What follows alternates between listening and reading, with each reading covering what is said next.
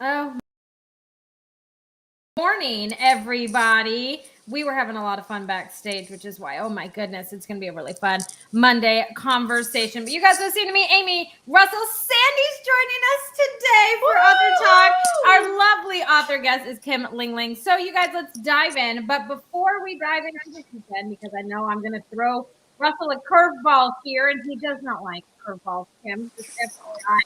I have breaking news that I think is more important than you have audio trouble too. No, I'm just running away from my mic, Russell. I'm trying Well, to. don't. Oh, anyway. Russell, be quiet. I want to hear what the breaking news is. Well, so would our podcast listeners. Oh my goodness. Anyways, he's on fire today. He is. I'm always precious. He is. He is. I was on strict good behavior when I was on your podcast, Kim. And by the way, Kim has the greatest podcast. I had so much fun being a guest for her. She is so good at her job. I can just from reading her all about her on her website and her Facebook and all that. Yeah, Kim, I think that's exciting. Oh my goodness! So this is a different kind of podcast, Kim. Yeah, this one is much different than yours. But let's dive into it. So if you guys are Amazon best-selling authors, you guys receive your sticker, right, that you can put on the cover of your book. You would think, being an Amazon bestseller, that you could put that baby up there, your cover with that seal of approval up on Amazon. You cannot. Amazon has started unpublishing books that have that seal on their cover and making you go back to your OG cover. So this is late breaking. It was like a huge shitstorm last week when this kind of broke, and we have had kind of these experiences going on. So if you want to get ahead of the curve, if you have that emblem on your cover, which I believe most of my people do not, because I like crisp and clean covers. I don't like them ate up with a lot of stuff. But if you have it on there, you should pull it down and put back up your original one without that seal to avoid Amazon unpublishing it. We all know that KDP can be a headache at times, not as bad as Ingram Sparks, but they can be a headache at times. So you want to make sure that you're ahead of the curve and playing by the rules of the game so your book does not get unpublished and you have to go through the hassle of having them put it back up. So make sure that you go and do that if you haven't already. It was late breaking. A bunch of people in the industry were talking about it last Thursday. It broke on Friday in terms of every connection that I have. And I waited, nicely till Monday to tell all of you guys. So that way you guys can be aware of it. Stay ahead of the curve, you guys. Crazy times. I like that curveball. That's a good curveball. It was worth it. Yeah. It was worth it, and the whole weekend. So weekends we'll dive in because Kim, Russell likes to give me a lot of hate. So I'm going to dive into it and it'll be much quicker. So I took my kids to the fall festival that my neighborhood was putting on. You guys know I moved into a new neighborhood and like all smancy stuff. So we went to the fall festival, had a lot of fun. Kids got face painted and everything like that. Josh has taken off. He is he's heading to Fort Worth. But I asked him, this is the greatest part, Russell, and I know you're going to give me shit for it. But I asked him, I said, hey, are you going to listen to my show in the car? Because Josh never listens to my show, which is why I can talk a lot of crap about Josh because he doesn't listen. So I know. I always try to defend him. I don't know why. So I asked him, I said, hey, you have like a 2.5 hour car ride. You can listen to my show. It's at 10 if you want to tune in, right? Because he's getting more curious about the whole just writing community. He said, oh, I can't have people in the car. I said, well, you just gave me your seal of approval that I can talk hot crap about you on my show because you're not listening. So needless to say, Josh is traveling to do all that. Left me alone to single parent my kids. I have soccer, which I have to sit out in this unbelievable heat and watch both kids do soccer. We have gymnastics going on top of all of that. And, I have pissed off the PTO of Meadow School. So needless to say, I've only been room mom for less than a month. We haven't even had our party. And I've pissed off the PTO of Meadow School where we all have gotten this nasty email. They refuse now to communicate with me. So, it's been a really fun weekend. I've upset people. I warned you about being that mom. Good job. Oh my gosh. I'm so proud of you. Now, Russell, to be fair, the man in which you defend, Joshua, is what we shall call him. he's the one that signed me up for Room Mom. And I just ruffled feathers. Well, then you need to take that out in blood with him. Blood. I love it. But what all did you guys do this weekend? I hope it was more eventful and less pissy than mine. So who wants to dive in first? Okay. Kim will. Good. My first and probably only granddaughter, her first birthday was this weekend. Aww. So we had her party, and it was very exciting stuff, watching her turn 1 and, crawl around with all the family and friends and eating her cake. And that was really a very, very special day. So that just made my whole weekend. Oh, I love it. That would. I love grandchildren. Oh, I'm loving every second of being a grandma. Every single second of it. That is too precious. Russell, what did you do? Okay. Well, first I have to tell a story based upon what Kim just said, and then I want to tell you the best thing that happened this weekend. Okay. I have 3 kids. So and my oldest son, the middle child, is like his father, which means that we're pigs. We love to eat. That's a thing. It's something you have to fight all your life. And now that he's an adult, he's realizing the bad side of being a pig. But when he was a little boy, when he was about 8, his little brother had his first birthday party, just like your granddaughter did this weekend. And my wife made this beautiful little cake for him. And at his first birthday party, we let him reach in and play with his cake. And, it had so much fun. And the funniest thing is his older brother, Will, cried because he was ruining the cake, so he couldn't eat it. That was so funny. We're still giving grief about that to this. Okay, I'm going to tell you. Do you know the old style, the out of date manners that just a few people have preserved? Yeah, most of us don't do some of the things that maybe our grandparents did, or my grandfather was a cowboy, so he didn't do any of it, but that my grandmother might have done. And so when you come across one of these very few people that have preserved these beautiful old customs, it's like this treasure that you come across. And I was in a podcast with a lady, and now I had her name all ready to go. Her name's Catherine. Her whole name, Catherine Hayes. She is a writer. Kim, have you done a podcast with her? Yes. Did she send you one of those beautiful letter emails afterwards that was so gracious, thanking you for doing it? Oh my gosh. So this weekend, I did the podcast last week with her. It was a great podcast. There were 3 authors. And then this weekend, she sent this incredibly gracious email, but it was really a letter, just an email because it's modern, to the podcaster and each one of the authors. And it was this long letter that was so polite that reminded me of something from the 30s that someone that had been trained properly at that time would have sent. It was just beautiful. And I just wanted to recognize her because that was, I had a great weekend, but nothing as great as I did all weekend was as great as that letter that Catherine sent out.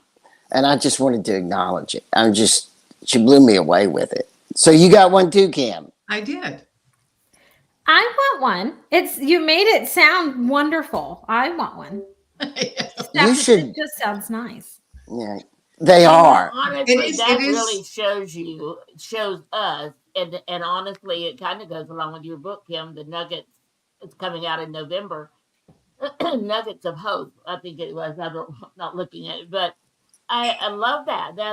When you do things with like the kindness, just a little thank you like that, which, who knows how much effort she put into it, but whatever. She put effort in it. It was a serious thank you Oh my letter. God. Very gracious. I love that. I love that story. Well, Aimee, we need to have Catherine on our show. So afterwards, maybe you'll get a letter. There you go. Yeah. Well, now I feel like my thank yous on the show, which I will completely admit they're not going to be like that. Yeah, mine pale as well. So I have to work Yeah. on mine. I am very much just condensed to the point. You're awesome. Come back. Here's your link. Have a great rest of your Monday. But this is more than that. Aimee, this is more than that. This is a completely a complete effort that shows that this is kind of a part of her. I know. And so that's why it meant so much when I got it, because I was like, whoa, this tells so much about her mother, her family, who she is. Yeah. Wow. So you're saying I need to do more better? No, I'm just saying we need to have her on the show so you get one of these beautiful letters too. I know. I know. Yeah. I can't believe we're already in the middle of October, you guys. Like, I've been in a whirlwind since June. So yes, Russell, I will make it happen. Okay. I will make it happen for you, my dear, dear friend. I'll make it happen. Sandy, what did you do? I worked on this project I'm working on most of the weekend. It's a podcast directory that I'm working on with Aimee's team, helping do some of the research. But I am just finding so much information, and I'm spending way more time than I should be just reading all the stuff that I find. But all kind of lists of reviewers, of authors, of blog tours. Excuse me. And as I'm looking at it, I'm like, my gosh, if I'd had something like this back when I was working with you, Russell, I would have never gotten to the end of this list of places and people to contact. So I had fun doing it, really, all day Saturday. Excuse me. Yesterday, I have a friend whose husband's in the hospital, and I spent the afternoon with them in the Sugarland Methodist, and then got halfway home and realized I left my phone there and had to turn around and drive all the way back. Yeah, you sound like my wife. Oh my goodness. I know, I couldn't help it, Kim. I couldn't help it. I always get in trouble. Tried. He puts it in there. I need to thank the people that listen. I need to thank the people that listen to our podcast. Most people don't watch us live, Kim. Most people listen to us on our podcast during the week. We're top 10 independent book podcast in America. We're very excited about it, very humbled by it. And we thank the people that listen. I could never find us on the podcast until Aimee did a reboot of, I don't even know what she did, but all of a sudden I could find us. Aimee, where can people find us? Russell, we just rebranded in Aimee's favorite colors. That's all we did. Actually, Dina rebranded us. I just told her the colors and what I kind of wanted. So you guys know Dina. She's been on here several times. She's the one Sandy's talking about. She has a whole book directory of podcasts, blogs, everything, reviewers, everything that an author needs. And she has a whole directory. And Sandy, I understand and agree with you. I have yet to get to the end of sending those emails for reviews anyways. So yes, I can agree with you. But to answer Russell's question, you guys, anywhere that you can look for a podcast, you can hear us. Amazon Music, Spotify, Good Pods, Apple. If you're an Apple user, your iTunes.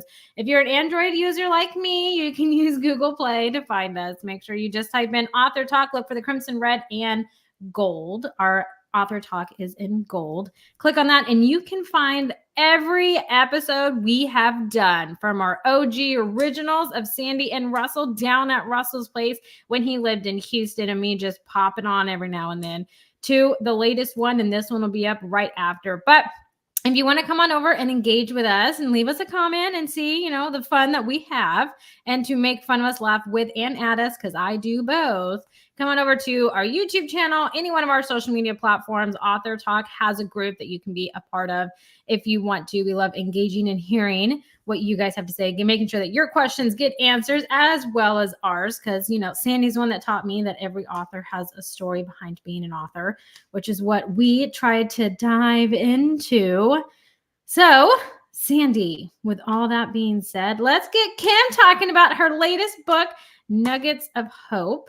So, dive in. Russell, try to contain yourself of all this kindness and happiness that's going to happen. Right. Contain yourself. Because, Russell, this is my kind of book, not yours. I understand that. But it should be your kind of book, too. You might want to, like, read it just to be sure, because I know these nuggets, some of the ones I read. And I wanted to say, Aimee, before I start, that we are, and y'all didn't mention that we're in the top 10% or top 100 or what is it on Good Pods? Top 10 independent book podcasts. And so Kim's podcast is also in the top, I forget, in the top few on Good Pods, right, Kim? It was top 50. Top 50. I'm not surprised. And by the way, I must defend myself for a second. And that is, I do know Kim because I have been on her show. She is spectacular. So I'm confident about the book. Now I will back you up on this statement, Kim. So, you know, Russell had sent me a text message, and the moment he saw your name, he was like, "Oh my God, I'm so excited. I've been on her show. She's great. And I'm so excited for the show." Now, if anyone knows Russell, if anybody knows Russell, okay, we all know that he does not do that. That is not a Russell thing. He does not do that unless he is thoroughly excited about who we have on. So, Kim, you should feel special because he doesn't even do that for me at all. So I bow to you. You are so special. Oh my goodness. And he rarely gets thoroughly excited. So. Well, I am humbled, Russell. Thank you very much for that. And we love giving Russell a hard time, and mainly because he's given me a hard time for as many years as I've known him. So this is just like payback is what it is when I get a chance to be on here with Russell. But I do love Russell, and Russell taught me a lot actually when I first started working with him. So now that's enough about good stuff about Russell. We're going to move to Kim and good stuff about her, because Kim, I found so many wonderful things on your website. I love your books about animals and pets and dogs. I love that it's a dog who is your office manager. So I love that. And you have a lot of great stories, and I love dogs, period. And I didn't know I did until a few years ago when I rescued a little Chihuahua who I fell madly in love with. That's not a dog. That's a rat. It's a dog. It's a little tiny dog, and I love little tiny dogs. And now, when I was in Mexico recently, excuse me, my throat is just really giving me a rough time today. But I was in Mexico, and somebody told me about these Chihuahuas that were on their way to the wherever they take them.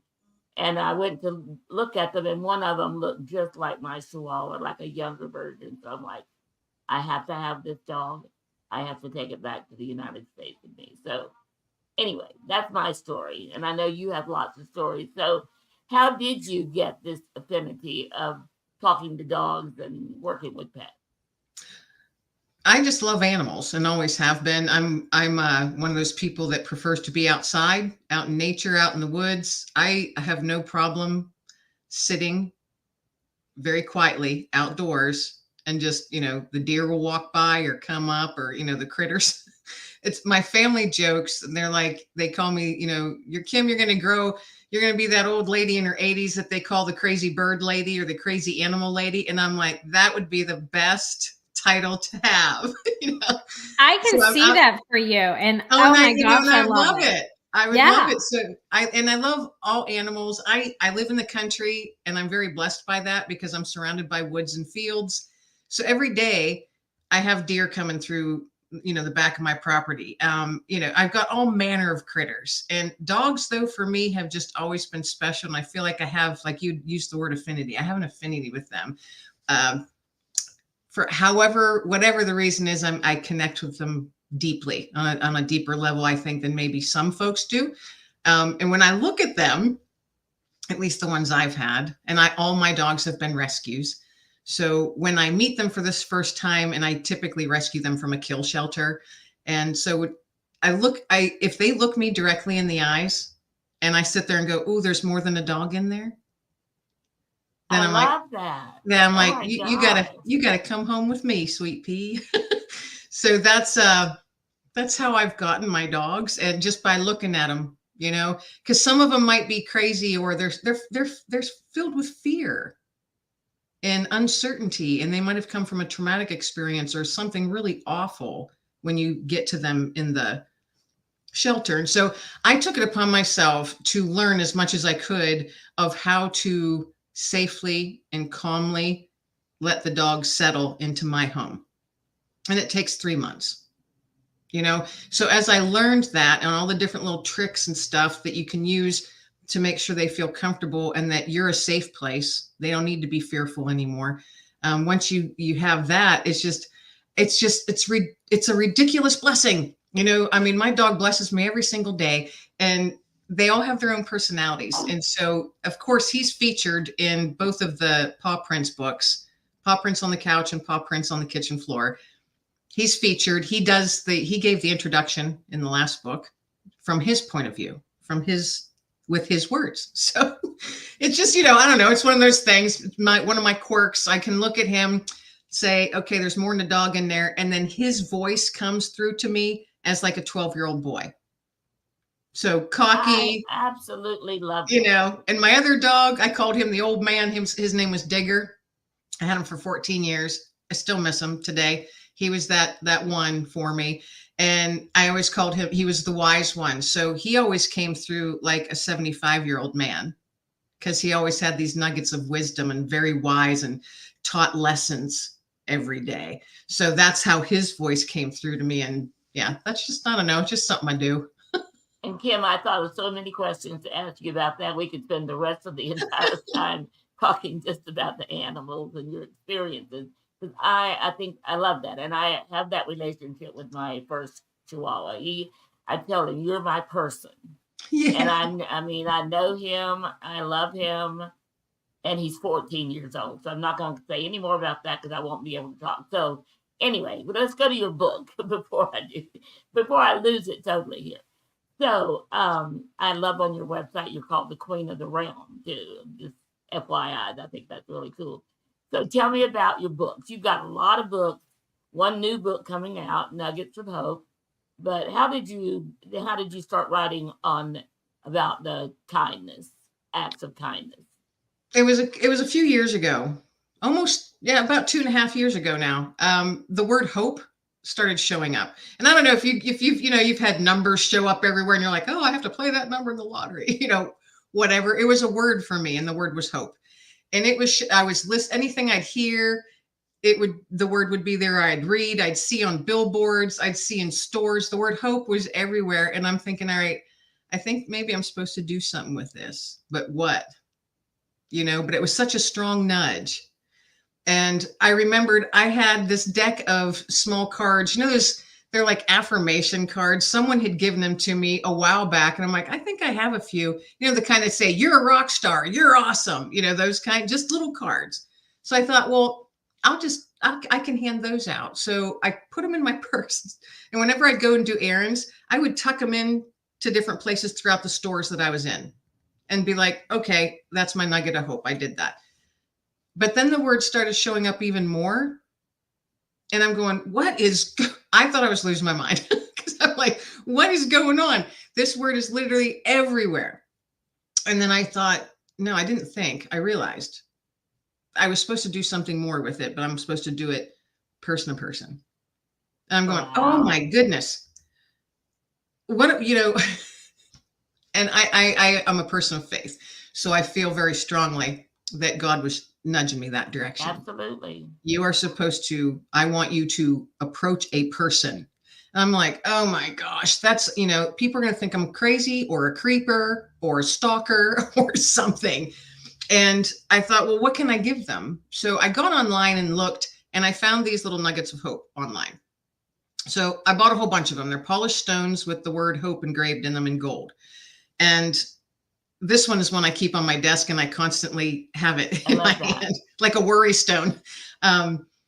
And I found these. And so I thought, all right, I'll start carrying a few of these around with me and dropping them off around places. But then the first time I was out with them, it was so strong. The nudge was so strong. I was walking down an aisle and there was an older lady, and it was just bam, she needs nugget hope today. And I just went, oh gosh, okay. And then I got all nervous. I'm going, what am I supposed to say to her? Oh, she's going to think I'm a crazy person. And then I just took a deep breath and said, Kim, just do what you're supposed to do. So I grabbed a nugget, had it in my hand, approached this older woman, and she was just standing there staring at the shelves, kind of like, I don't know if you've ever had those moments when life is really hard and it doesn't matter where you're at. All of a sudden you're just stopped in your tracks because you're like, I can't even decide what kind of noodles I need. I don't know if you've ever been there, but I have. And I recognized that look on her. And so I approached her very quietly and came from her side. I never come up on people's backs. Came from her side and I said, excuse me, ma'am. And I held out my hand. I said, I would love to give you a nugget of hope today. And she held out her hand to a complete stranger. I gently placed it in her hand and I just said, I wish you a blessed day. And I turned to walk away because I don't think I'm supposed to chat with them. I'm not supposed to ask their story. I'm just supposed to do this. Just give it to them. And as I walked away, I heard her say, oh my goodness, thank you. You have no idea. You have no idea. And I just kept walking away and I got teary-eyed like I am right now. And I thought, that's what I'm supposed to do. And so for the last 2.5 years, that's what I've been doing. What an opportunity. Oh and God. So I come home and I write those down real quick because the emotion of it is just amazing at times. I mean, I've had people laugh, or I've had people look at me like, who are you? And I've had people give me a hug. I've had people cry. And I had one older gentleman yell at me and swear at me in anger. And I ran the gamut of emotions of doing this. And then I just kept coming home and writing these stories down. And I thought, you know what? I'm going to put these in a book. And I'm also going to put in little tips and things on just being kind, because this world, to me anyway, just becomes darker and darker. And the media and the outside world, it feels like, is trying to suck you into division and hatred and anger and darkness. And quite honestly, I want nothing to do with it. So I told myself, all right, Kim, by the end of this year, which is 2024, by the end of this year, you are going to have this book out called Nuggets of Hope, Cultivate Kindness. And it's coming out in mid-November.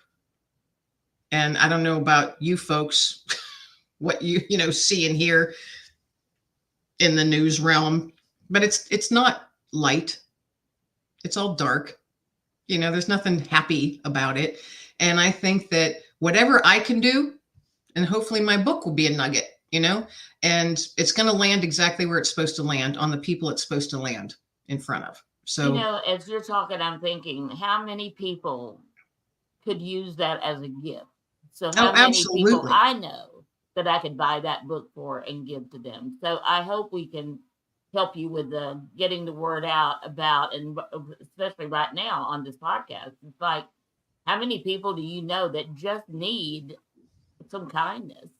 And if we're not the ones called to, as you were called to or led to, or however, to be the one to give them the nugget of hope, then we can give it away by giving away the book. So I think that would be an awesome thing, gifts. And as we're coming into the holidays, I just can see lots of opportunities for that book. Well, and being kind doesn't cost anybody anything. I mean, we all have the ability to be kind. I just don't understand why people aren't more kind. Smiling at a stranger. I mean, I try and make myself do that all the time, or compliment a total stranger. I found that I try to do that more now too. Just little things, and that's the type of things that's in the book. Just sharing little things that make your own small slice of the world a better place. I can't change the whole world. I'm just one person, but I can change my small slice of the world for better. And can you imagine if everybody did that? What a different world we'd live in. Well, I know one person on this show, and we're not going to name names, that will be getting this book for Christmas. Just one person. Oh, that must be me. Sandy. Sandy guessed it. Oh, man. Well, I wanted to ask you, because Kim, are you a veteran? I am, yes. Okay, because I knew that. I saw that you do a lot of work with veterans. I did see that you had PTSD or have it. I don't know if it's something that you had or always have. So I wanted to see if you yourself were a veteran. So thank you for your service as a veteran for this country. And as we're coming up to, November the 11th, and, that is the time when we do recognize and honor and the service that our veterans are to this country. And so thank you for that. I really do appreciate all the people that have sacrificed by doing that. So, so what are your plans for getting the word out about this book? Well, I'm just going to tell everybody I know. How many people do you know, Kim? I know a couple. Okay. What I'm doing I'm just, doing things like this, chatting with folks like you and using my social media. And I'm having locally, I got a handful of local authors together, and we're all doing a book signing. So I'm looking forward to that, because where I live, that's not something that's typically done. And I think in where I live, where people don't realize just how many authors there actually are, and what it is they do and why they write, why are they doing this? And so trying to do that just in my small local area. So just I'm going to watch it grow as it's meant to grow, I guess. And I want to introduce you to an author that's in your general area, maybe not real close to you, but he does a lot of that same thing. And David Baylog is very good about gathering groups of authors and doing something. So awesome. I know he would love your book. He lost his wife a couple of years ago, 2 or 3 years ago. And so he is just absolutely, like you, very heartwarming just to even talk to him. So I want to introduce the two of you. And I think he could also, you could spread out your group of authors in a little bit more of a geographical thing, I think, that way. So I love meeting other authors. I get such a kick out of it. Yeah, me too. I love it. So future plans, future books, do you have any?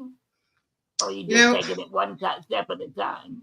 This is, one step at a time. This has been a busy year, because I'll have 2 books out this year. So that was kind of busy for me. Oh, one of the Paw books came out this year? Yeah, Paw Prints on the Kitchen Floor just came out in August. Oh, I didn't realize it was that recent. Very good. Yeah. Congratulations. And so, I was two books maybe is kind of a lot.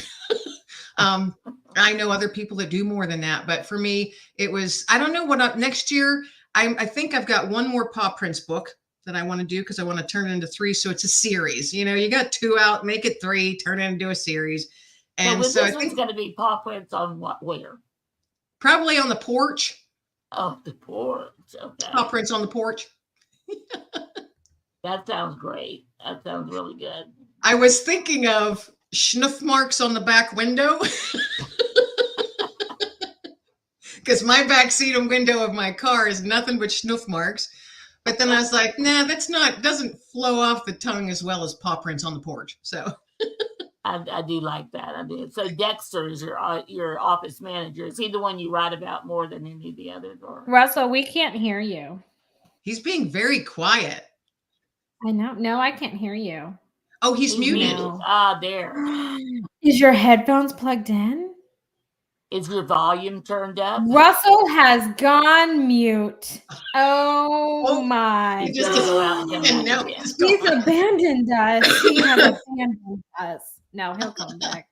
I had a similar problem for several weeks. I couldn't hear anybody. And then I just found out my volume was turned down. Oh, it was hilarious. I thought it was a major technology thing I needed. So, Russell, say something. I'm back. You are back. Yay! Kim, would you tell the listeners a little bit about your podcast? And you have a different hook than we do. And when you had me on, you actually caught me off guard a little bit with it. And would you talk about that little hook and what you do with it? Well, the name of my podcast is called Let Fear Bounce. And we talk about fears. And a lot of times, however it's worked out for whatever reason, I'd say 90 to 95% of my guests, and that's over 300 now, have been authors. And I always say, the last 5 minutes, we're going to chit chat about your book and where they can find you. But prior to that, I want to hear about any fears that you've had to face or overcome to get where you're at today. And at times that does throw people off a little bit, even though they see the name of the podcast. Sometimes they're like, I've never talked about this before. And I've had some guests that have literally never spoken of a specific fear that they've had before until being on the show. And it's to me, that's very humbling that someone feels comfortable enough, even though it's going out to the world potentially, but they feel comfortable enough talking to me to share that. And I'm ridiculously empathetic. And yes, you are. And I can feel people's stuff coming, and so I don't know. I enjoy getting to know. That's when I say when I enjoy talking to folks, and especially authors, because we all kind of live in a different little world, don't we? I mean, everybody on here is an author, and you have to dive into a different world when you're writing. At least I do. And so, and I've always got ideas in my head, or I got, people up there talking a lot, you just got stuff going on, and so many fiction authors, their characters are constantly talking to them. Yep. Or, they'll be like, I can't even finish dinner because, she came in and told me she was going to do this. And I'm like, wait a minute. No, plot twist. I wasn't planning on that. So it's I love talking to the authors, but I want to find out what got them where they're at, why they're writing what they write, and everybody has faced a fear or has a fear. Every single person. And some are bigger than others, but okay, I can't say that because everybody's fear is very, very valid, and to them it's huge. And I understand that. And fears come in many different forms, and if I can help someone face that fear, because, you got to face it so you can kick it to the curb. You got to kick its ass. That's all there is to it,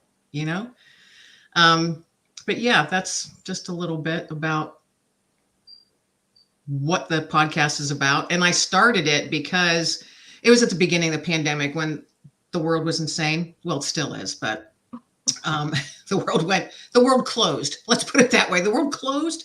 And I was one of those people that was stuck at home. I had lost my job because the doors closed across the country, across the world. And there was nothing but fear being thrown at us from every angle. And it made me angry. I'm like, all right, you can't turn on the TV. You can't listen to the radio. You can't read something online, blogs, whatever. It was all fear, fear, fear. Don't leave your house. Don't do this. Don't breathe. Don't be near your family. Don't be near your friends. Do this, do this. You have to get this.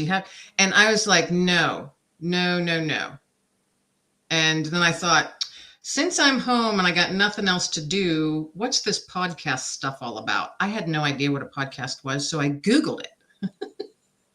And 2 hours later, I recorded my first episode, not having a clue what I was doing. And so been doing it ever since, and have had over 300 guests now. So it's just been a blessing. How do you get your guests? How do you find your guests? At the beginning, this is what's kind of fun. And I'm sure everybody here can resonate with it. At the beginning, I was reaching out. I reached out to people I knew.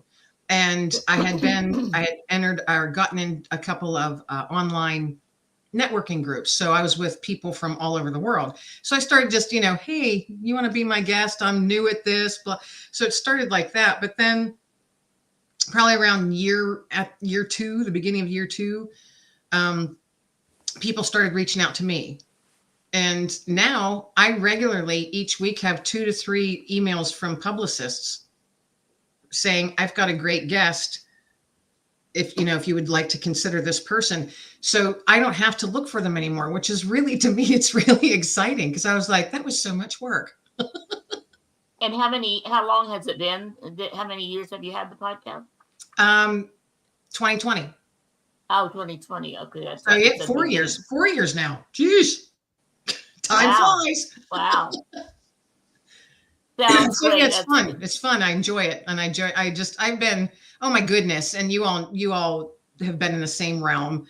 The people that you meet are just, it's just amazing. The people that you get to meet and find out what it is that they do. And you're like, oh my gosh, I'm not the only one out there trying to do this or trying to do that, and the lessons learned and the tears shed, just Russell, did you have any other questions for Kim? Well, I would love to hear more of the detail why the old man was so upset when you gave him my Hope Rock.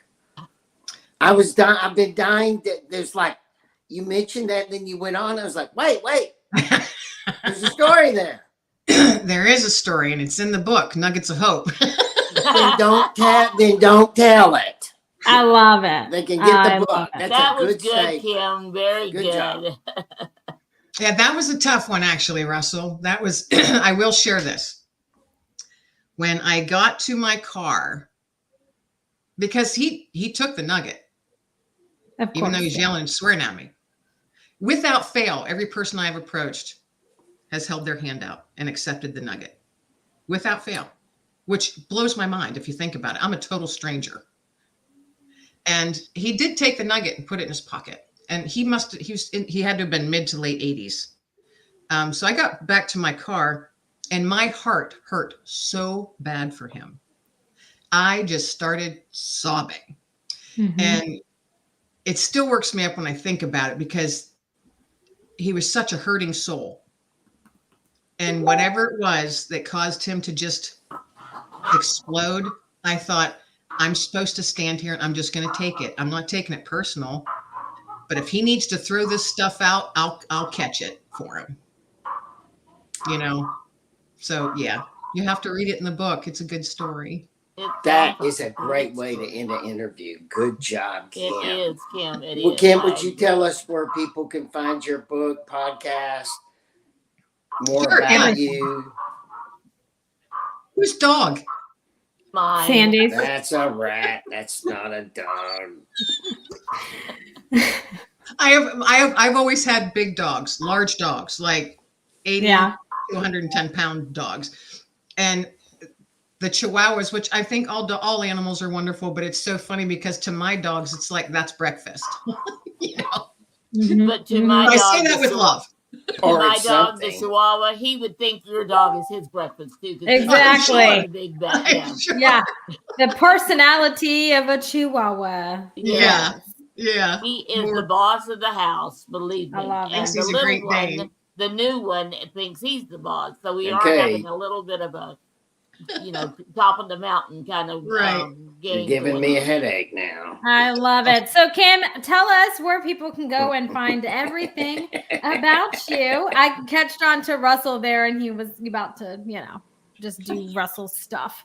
So. Okay. So the easiest place to find me and everything that's going on is my website, which is kimlenglingauthor.com. You can see my podcast on there, the books that are out, what's coming up, what's going on. meet Dexter because, if you want to contact me, he's the one that's going to let me know, hey, there's a human trying to talk to you, Mom. So he lets me know because he is the office manager, of course, and he has this little page on the contact page. That's the easiest place. But from a podcast, it's on, any listening platform, Spotify, Apple, iTunes, all of that stuff, all of those different places, wherever you listen to your stuff, that's where you can find it. And let's see. And you have journals too on your website. I love We do have journals. Yeah. That's just something. And I don't really talk about them much just because that's kind of just something fun I like to do. And it's nothing that I really broadcast, but I just made a planner. Oh, wow. And this is obvious. It's not out yet because it says, not for resale, but I did it because I wanted to do something all nature, with birds and soft colors. So each day as you're planning out your day, all those soft colors, it's a calming thing. You don't have to get all worked up, even though your day might suck and you hate going into work. You can at least start that first couple minutes with a calm in front of your eyes, calm colors. That was my thought. I love it. I love it. I do too. Absolutely. Well, you guys, if I don't wrap us up, which I don't really want to end after Kim and her, patience that she learned and, had to absorb this guy yelling at her because I can just see myself going off. Patience is not always my thing. Aimee can go off, Kim. I can too. Yeah. I can too. I love it. I love it. But you guys, I will end with this. Just food for thought on this.